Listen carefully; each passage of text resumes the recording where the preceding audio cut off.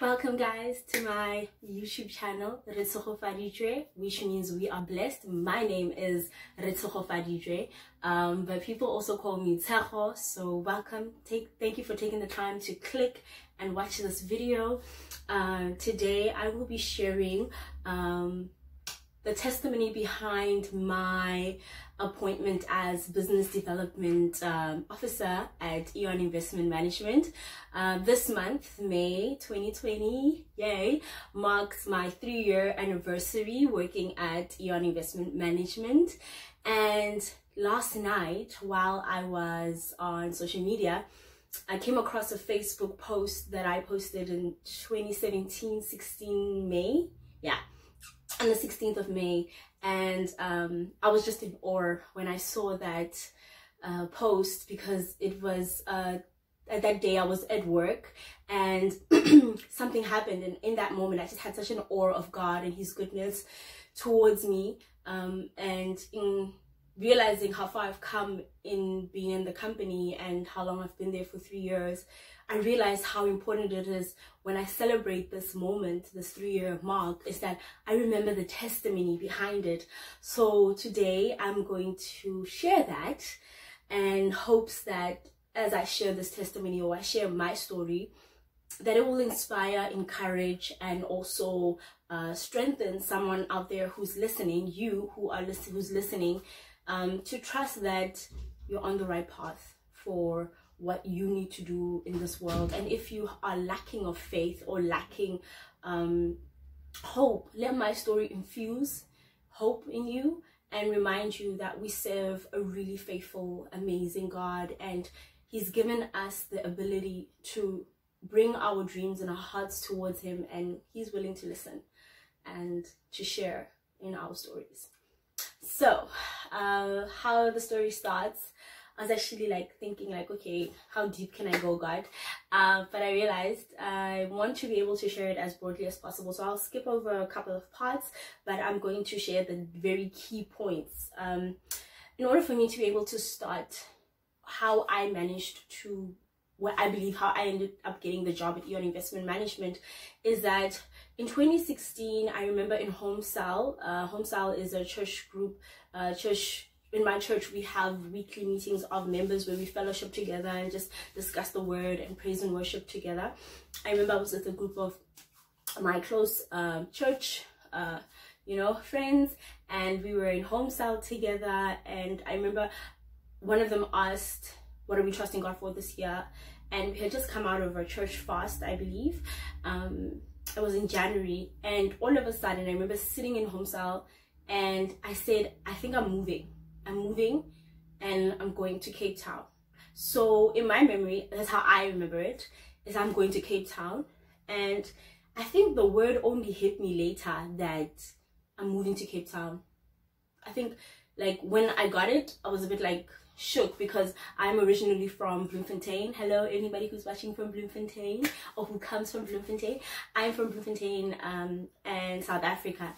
And for me to even think about moving to Cape Town, I would have thought maybe I would have moved to Johannesburg or some other city, but not Cape Town. Cape Town was not in my mind, but that's what God dropped into my heart and my spirit.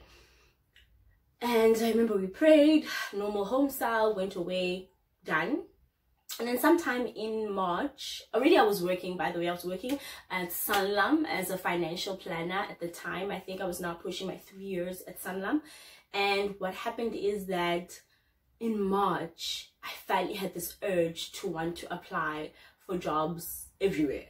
I was like, God, I want a new thing. I want a new life. I want a new career.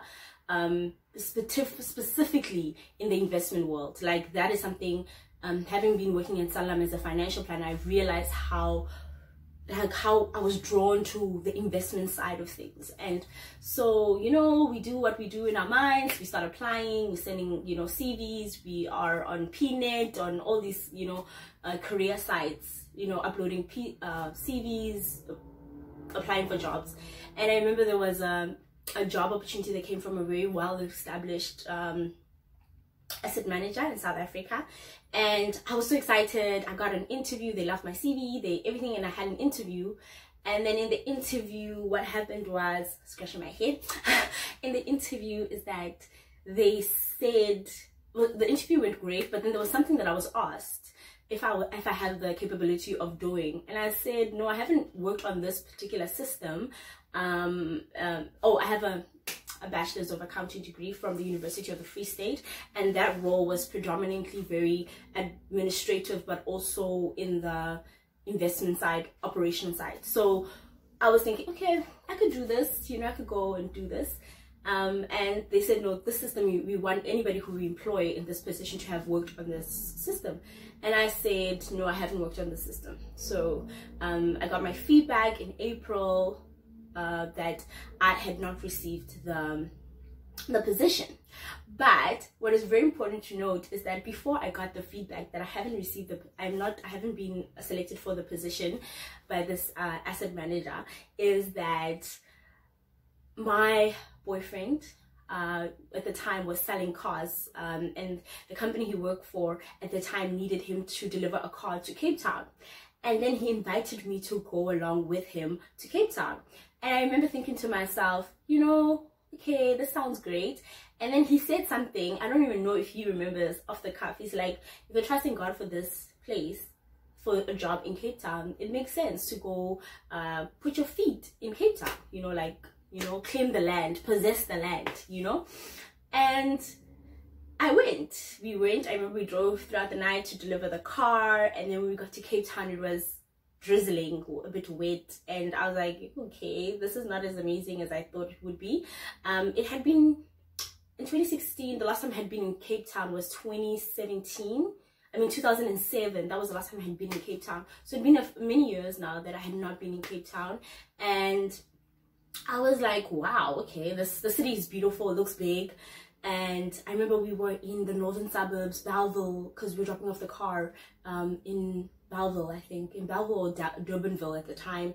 And then we had to transport back to Waterfront, V&A, so that we could get our bus to get back and everything. So for me, it was like, wow, what an adventure.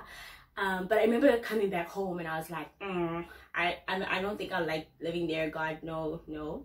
And fast forward, what happened is that in June, one of my friends, late May, early June, is that one of my friends, same year, 2016, very important for me to share 2016, guys. In 2016, one of my friends then says to me, Taho, I think you must go to a gynae, Like, I was like, okay, I'll go to a gynae. And then I ended up going for a gynae's appointment. I'm old enough, I should be going to a gynae appointment. And the gynae, I remember walking out of that appointment like in tears, guys. Like, I cried so hard. They found that I had fibroids, right? And 3 large ones he was suspecting were at the time. And he's like, these are growths, but I have to check that they're not cancerous. And it's just what I believe it is, just fibroids. And if anybody knows what fibroids is a growth that a woman experiences in her uterus. I know a lot of information, but this is very, very crucial information. So he's like, you can't leave this office without booking your appointment of when you can have the surgery.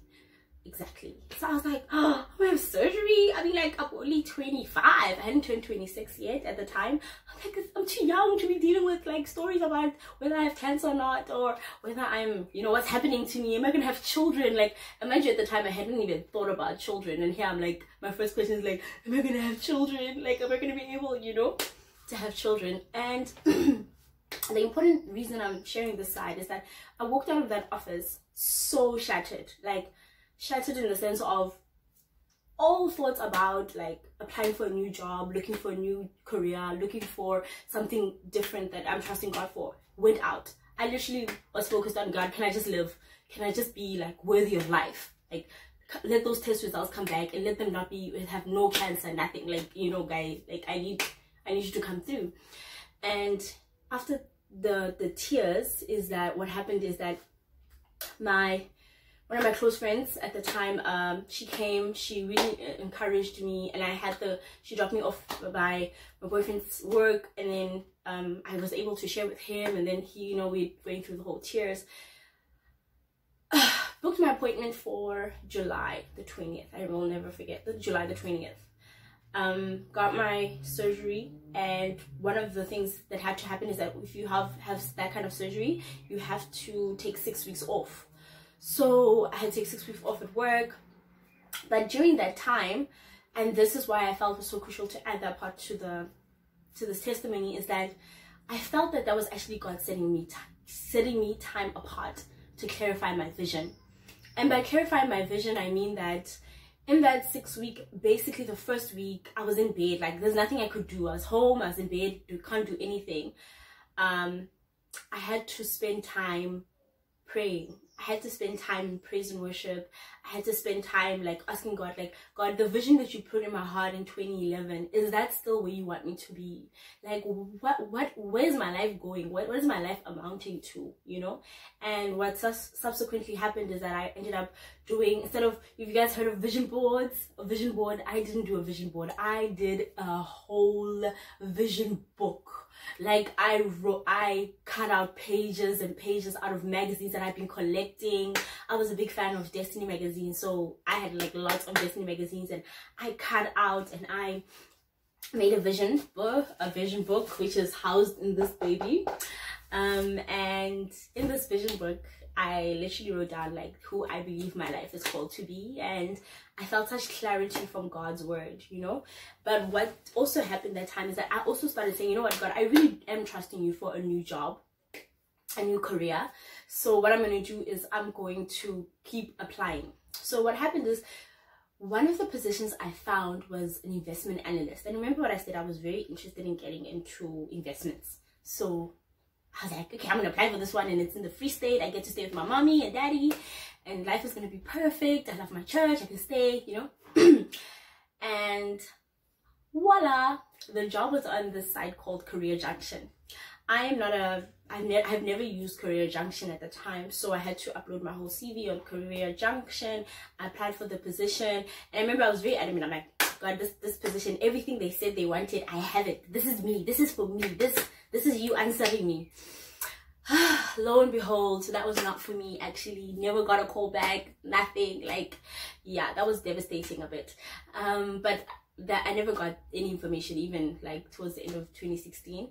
But what happened is that because I had placed my CV on Career Junction in September 2016, when I was back at work, and our church has this conference called Dream Week. So Dream Week is like an annual conference. Like, it's amazing, guys. Like, I love it. I never miss Dream Week.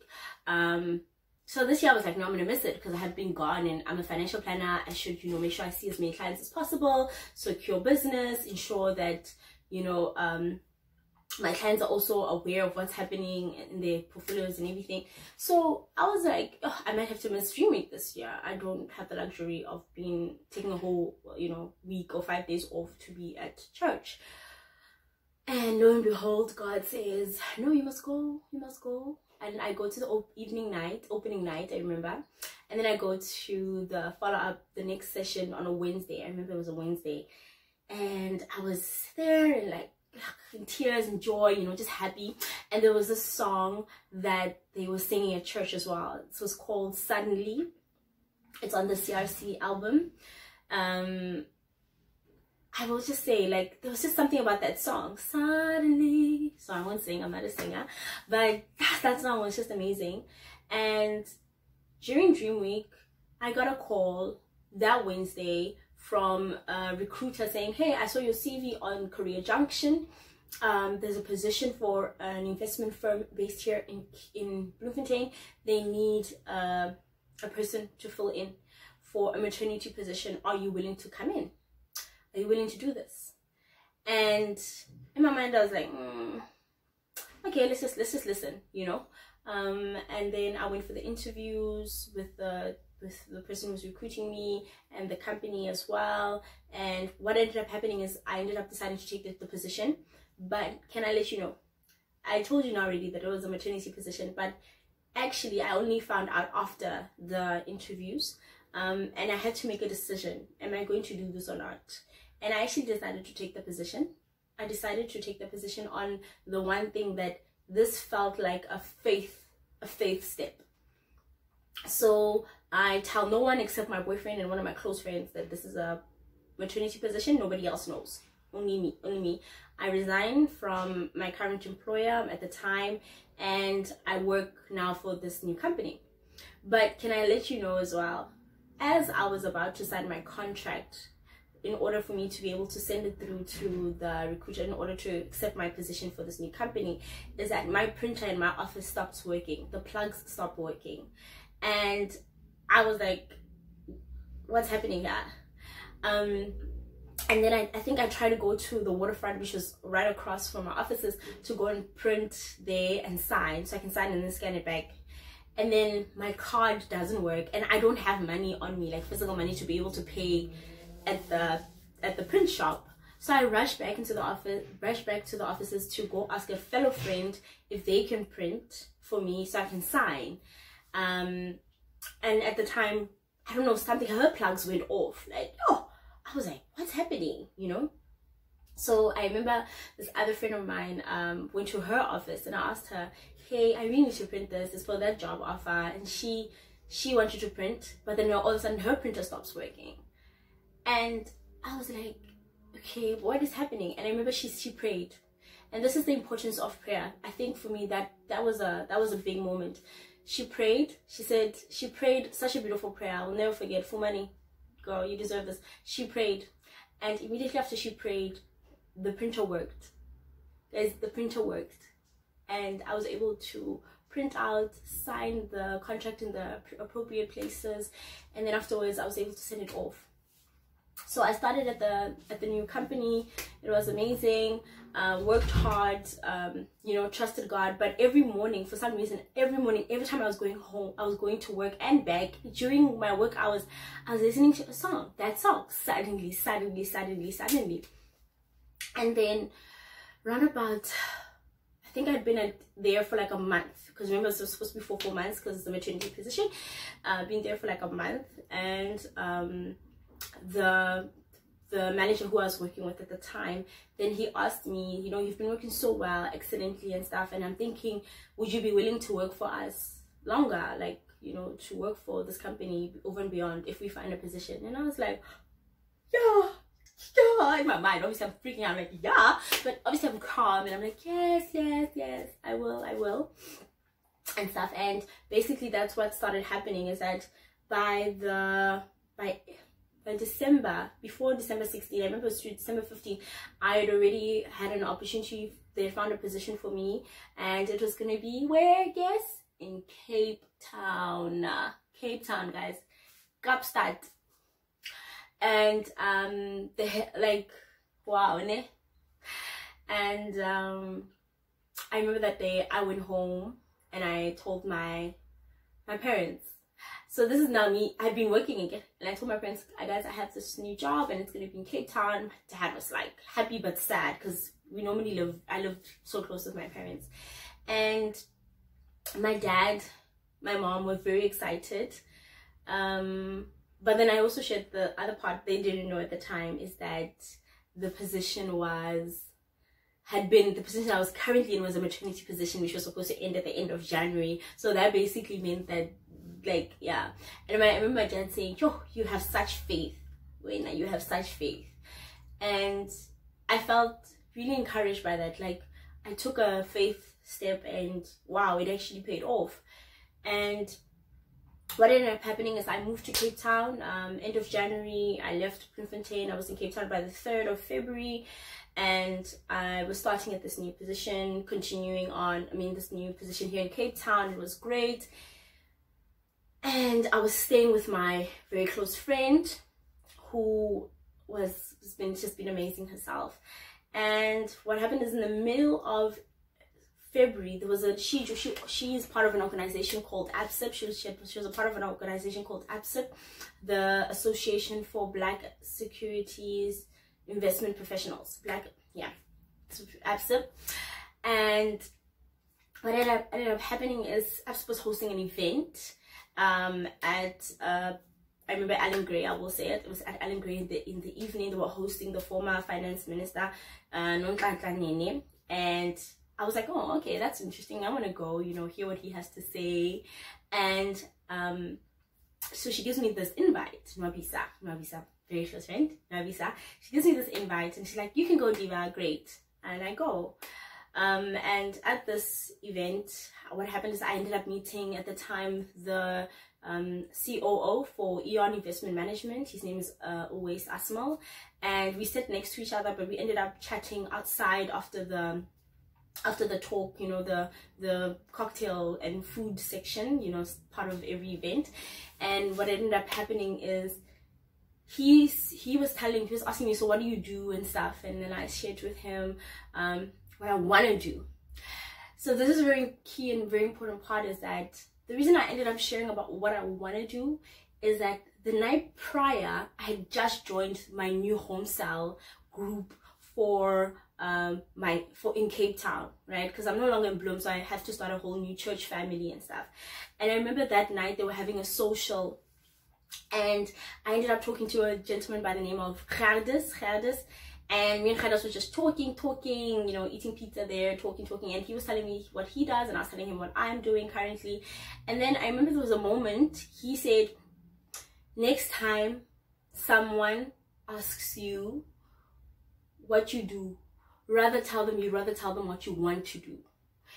And I was in awe of that. I was like, okay, I'll do that and stuff. And we kept on. It was a great, enjoyable evening. So literally for me, the next time someone asked me what I do was literally the next night, where I was at this Alan Gray, attending the ABSIP event that they're hosting. And now I'm talking to the COO of Aeon Investment Management, Always. And as I tell him, like, this is what I want to do. I want to really be involved in like business development, you know, in the institutional side. Investments is really what I want to do. And I don't remember the conversation, but I just remember I mentioned like I want to be involved in like, you know, client investor relations on a whole nother level. How fabulous is God? Unknowingly, I didn't know at the time, Aeon Investment Management is actually recruiting for that position. And short story is that I signed my contract in March to join Aeon Investment Management on the 1st of May, which actually is Workers' Day. So I'm only going to start on the 2nd of May. I started on the 2nd of May, 2017. And ladies and gentlemen, the reason I went through that whole story is that I literally thought when God gave the word that you must go, you're going to Cape Town. And I did everything in my power to, you know, to get a job in Cape Town. And in my efforts, it was futile. But in His glory, He got me the job that He wanted me at. And looking back on these 3 years, it's been quite phenomenal. Anybody who's heard the Aeon Investment Management story will say that the company has grown in an unprecedented rate, and it has such an amazing story for me. Like, I joined, and what is also very key is that I should share what happened in my interview. Actually, I remember I had to do my interview very early in the morning. It was at 7 o'clock. And here I am, I'm meeting my future employer, Asif Mohammed, and Always is there as well. Asif is the founder of Aeon Investment Management and also the chief investment officer. He started the business in 2005. And what basically happened is, so he's asking me questions and stuff. And I remember when I went to the interview, I remember in my heart, God saying, you must take your vision book. And I'm like, my vision book? Like, really? And I took my vision book with me, and I let him page through it. Like, this is who I am, this is who I plan to be, this is what is on my heart. And over and above taking my vision book is that I also included a page. And on that page, you'll see it right here. On that page, I actually say like what I believe my life vision is, like what my purpose in life is, like where I see what I want to use my platform for, right? Mind you, I'm just starting and I'm already like sharing my bigger plans in life. And what I also want to say is I boldly also went into that interview just sharing, or on that page sharing that I believe in, you know, Jesus Christ, you know. And what I will always honor and just really be in admiration for my employer is that he didn't look at that and say, oh my gosh, here's a girl who's just coming here with, she's too overly whatever, spiritual or religious and stuff.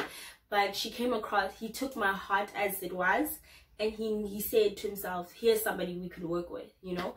And the journey thus far has been exceptional. Exceptional career growth, phenomenal opportunities, incredible working relationships with my colleagues, and over and above, it's constantly a testament of faith to me that when you ask God to operate in what you have in your hand, he can take it and he will magnify it for his glory. There's a scripture in Proverbs that says, many are the plans in a man's heart, but it's the Lord's purpose that prevails. And looking back at the period of what if I had not found out I had fibroids, I would not have had that 6-week break where I had to sit down with God and reanalyze my life, my purpose, my vision, my plans, and allow him to orchestrate. What if in September, when I got the call from that other company to say, hey, do you want to do this? And I hadn't taken the water. It was basically a faith step. What if when my friend had invited me to this event, I had said, I'm not gonna go to this event, it's just another event, you know? What if I would have missed a destiny moment? For me, this is a destiny moment because currently what I'm doing at Aeon Investment Management is exactly what I want to be doing and what I want to grow into. You know, as head of business development, for me, it has stretched me, it has exposed my weaknesses, it has empowered me, it has reminded me of the heart of my vision, but also it has truly evoked my belief that nothing is impossible with God. And it is so important to submit your vision to him. And over and above that, you cannot do anything without the assistance of people. Every single step of my journey to getting this position and this job was a part that was played by somebody saying something to me that guided my next step. And in closing, I want to say that I'm really thankful to Asif Mohammed, Jay Vamashka, Sumaya Anthony, Courtney Clark, Zaid Baruch, Tinyiko Mabunda, Sean Vandenberg. Thank you for being such a phenomenal team. The team has grown and looking forward to the next coming years. But over and above that, I also want to thank my colleagues for allowing the spirit of leadership to grow strong in our company, in the sense that we are allowed to become and to grow and to be everything that we need to be in order for Aeon Investment Management to be what it's supposed to be. And my prayer is that for those who are seeking jobs currently during this period, lockdown, COVID-19 phase in the world and in South Africa, is that do not lose hope. This chapter is not a new thing to God. God is not shocked by it. He's not shocked that it happened. But what I'm going to ask you is that pray for your future employer. Pray that God will also show you which areas you are supposed to grow into in order to contribute at a whole nother level for the business. Having been at the business for now that 3 years, is that there was things that I was asked to do that I'm not trained for, in the sense of I have an accounting background, so an accounting qualification. So when I was asked to redesign the business image, it was like, okay, but that was something that was very important for my growth, because I realized you cannot place limits when you are building anything. You have to, a builder's mindset is that you are open to change, you're open to exploration, you're open to growth. And that is why it's so important right now. If you're a job seeker right now, looking for an opportunity, or trusting that you will have prosperous employment, I pray for you right now. I pray for you right now to be able to envision what your employer is going to need over and above your current qualification and skills, and let that area also be an area where you grow into, that also opens more doors for you to grow and to just maximize your potential.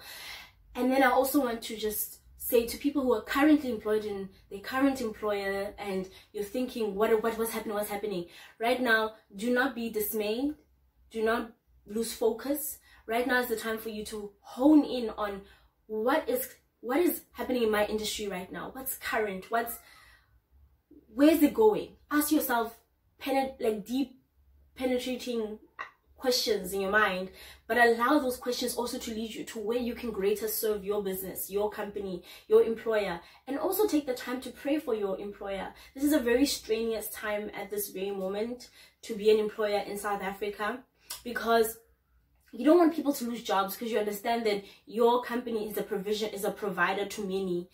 But I want to ask you as well that as both job seeker or current employer or employee, that you just submit your vision to the higher power that is God Almighty.